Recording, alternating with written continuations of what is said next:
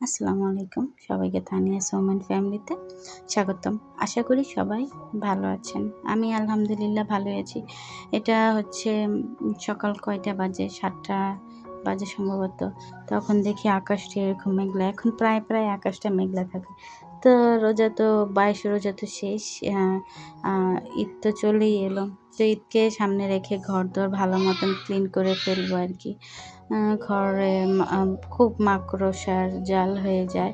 মাকড়সার জালাগুলো পরিষ্কার করে ফ্যান-ট্যান এগুলো সব পরিষ্কার করে ফেলবো, বিছানা ঝাড় দিয়ে ফেলবো।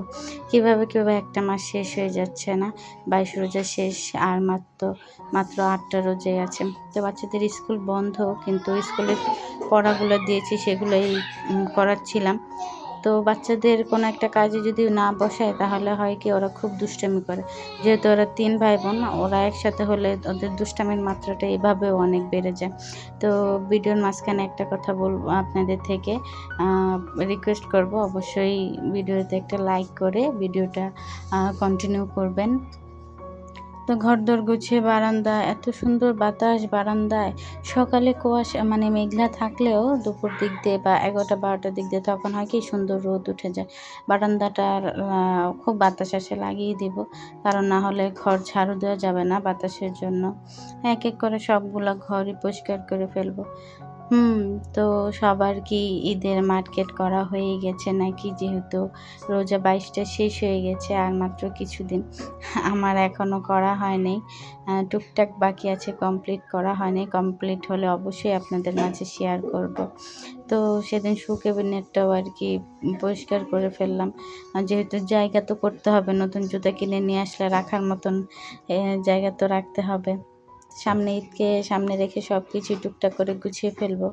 ঘরের পর্দাগুলো দেখলাম যে ময়লা হয়ে গেছে। এইগুলো পরিষ্কার করতে হবে। কয়দিন হলো পর্দা ধুয়েছি কিন্তু এর মধ্যে আবারও নোংরা হয়ে গেছে।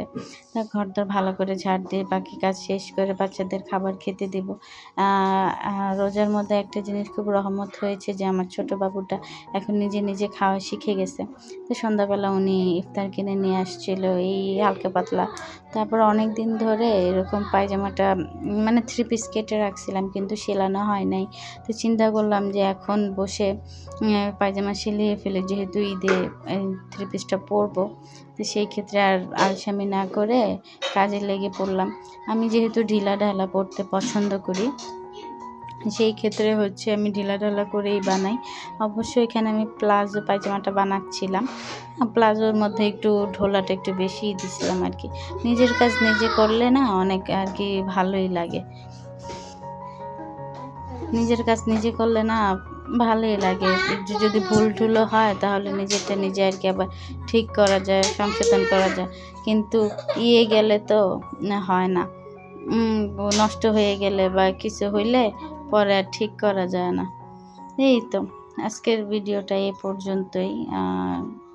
সবারকে এতক্ষণ ভিডিওটা দেখার জন্য অনেক ধন্যবাদ। ভিডিওটা যদি ভালো লাগে অবশ্যই লাইক অ্যান্ড সাবস্ক্রাইব করে পাশে থাকবেন, আমার বন্ধু হবেন। আমিও অবশ্যই আপনাদের বন্ধু হব। তো এই তো আমার পায়জামা বানানো শেষ। বাকি জামা যেটা সেটা আবার কালকে বানাবো। অবশ্যই আপনাদের মাঝে শেয়ার করব। তো আজকের জন্য এ পর্যন্তই। রোজা কেমন কাটাচ্ছেন অবশ্যই সবাই জানাবেন। তো সবাই ভালো থাকবেন। আল্লাহ হাফেজ। আসসালামু আলাইকুম।